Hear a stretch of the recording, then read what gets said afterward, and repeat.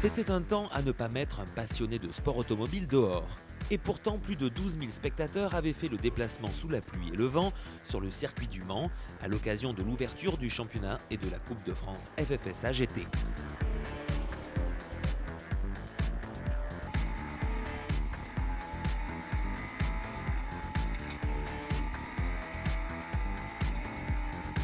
Lors de la première course à l'extinction des feux, Raymond Narac conserve l'avantage à bord de la Porsche IMSA Performance Matmut, suivi de près par l'Audi du Sébastien Loeb Racing de Henri Acide.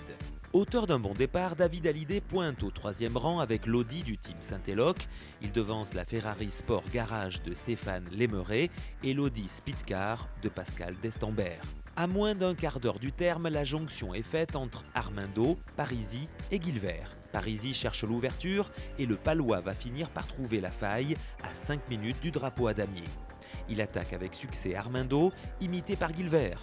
C'est dans cet ordre que le top 10 passe la ligne d'arrivée. Pour sa première course française avec l'Audi R8 LMS Ultra, Sébastien Loeb Racing décroche donc la victoire avec Mike Parisi et Henri Acide.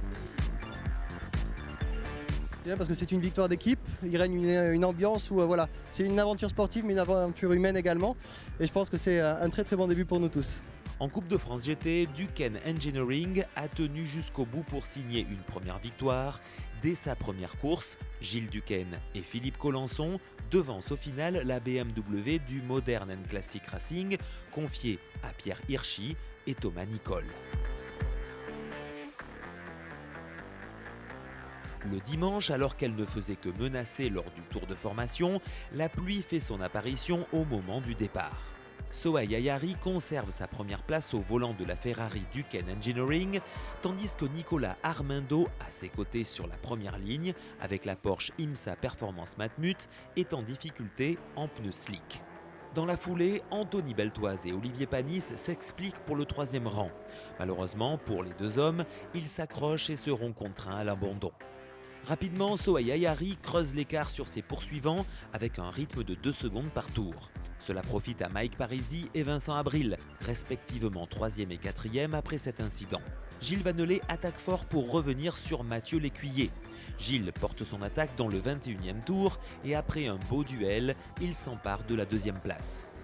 Duquesne Engineering file vers la victoire avec la Ferrari de Sohail Ayari et Jean-Claude Paulis qui s'impose dès le premier week-end de compétition du team.